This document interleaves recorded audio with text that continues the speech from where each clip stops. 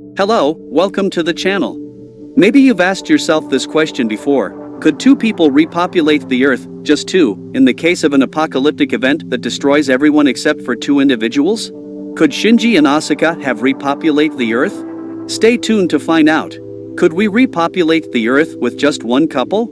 The first thing that may come to mind is yes, but the offspring would have to engage in incest, and this is indeed true. Obviously, the first new generation would all be siblings, and the second would all be cousins. There is no way to avoid that. Multiple studies have shown that when first or second degree relatives have children together, the results are not favorable. A report that analyzed Czech children born between 1933 and 1970 from closely related parents in Czechoslovakia found higher rates of infant mortality and physical and mental disabilities. Then there's the widespread color blindness on Pinjlap Island, caused after a devastating typhoon in the 18th century left only 20 survivors to repopulate the community. The entire population there now descends from only those 20 individuals. There are also some cases in European royalty where strategic marriages between close relatives were common. One of the most well-known cases is that of Charles II, the King of Spain. His parents were niece and uncle, and he suffered from physical disabilities, mental retardation, and deformities. His tongue was so large that it made speaking very difficult for him, and he died senile and plagued by epileptic attacks. There are many other studies showing the emergence of problems when these types of mixtures occur. But the question you are probably already asking is, why does this happen? Why does inbreeding lead to these issues? The answer is simple. When inbreeding occurs, only a small group of genes is shared, meaning many identical genes are inherited from both parents. This increases the likelihood of genetic diseases. Genetic diversity allows species to overcome problems and adapt to changes in the environment. And that is precisely what is lost when close relatives reproduce. Inbreeding goes against the biological purpose of mating, which is to mix DNA. Human DNA is grouped into 23 pairs of chromosomes, and within each chromosome, there are hundreds of thousands of genes. Additionally, each gene has two copies known as alleles. Genes determine different aspects of your appearance, such as hair and eye color.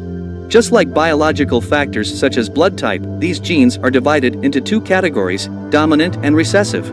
If one of the genes in the pair is dominant, then the result is that you inherit the dominant gene trait.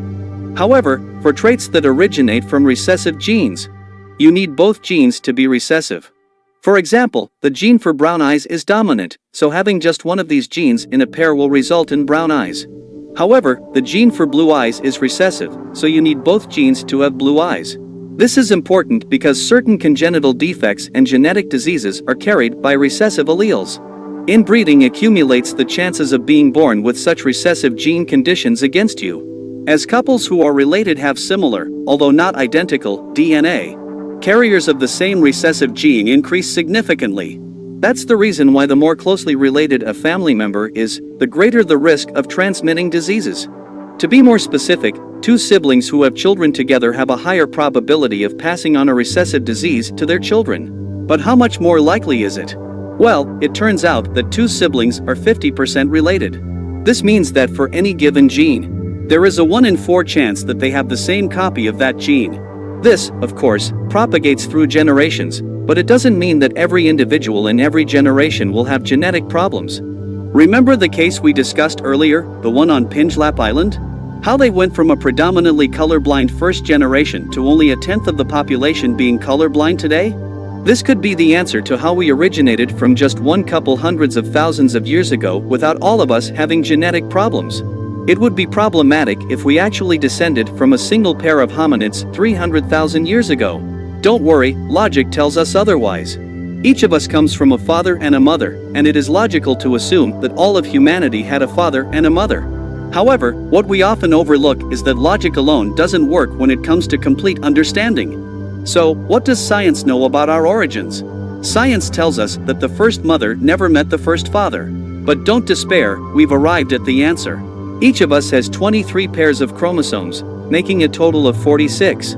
So far, so good.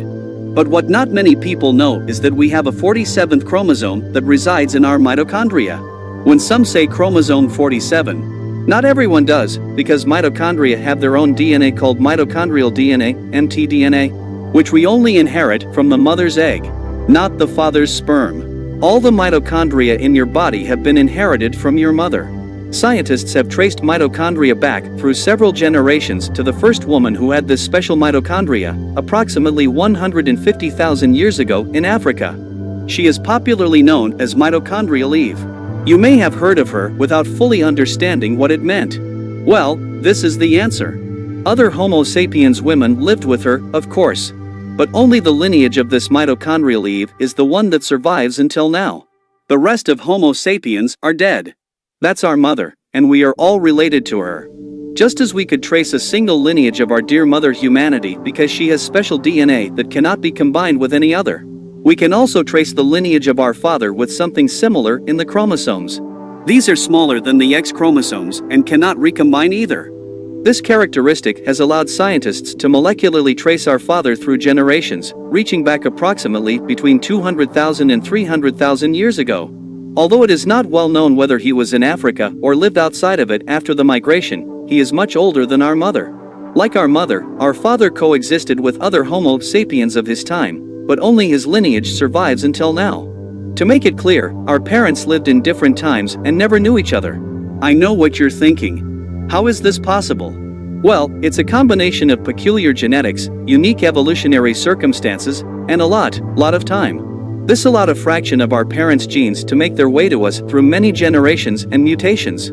So, going back to the question from the video, could two people repopulate the Earth? It's possible. With a small population size, it's obvious that over time and as the population grows, the effects of inbreeding will become more significant. However, that doesn't mean that life won't find a way. The history of human civilization shows that various small groups of survivors have managed to grow in number and overcome the mathematical odds behind genetics. For example, the uterine community in North America descends from only 18 families. While the evidence of short-term effects due to low genetic diversity is strong, they are still probabilities. As long as the apocalypse doesn't destroy the foundations of modern civilization and as long as this couple has all the means to survive. Like having a robot to safely perform an appendectomy if one of them needs it. Or if the other person is capable of performing such operations, and as long as they complement each other in everything they might need. Allowing them to survive, humanity could recover surprisingly quickly. Going back to the example of inbreeding in the uterine community in North America. This community achieved the highest population growth rates ever recorded, doubling every 17 years. Taking this into account, if this solitary and unique couple had 8 children per woman in each generation, calculations tell us that we would return to a population of 7 billion people.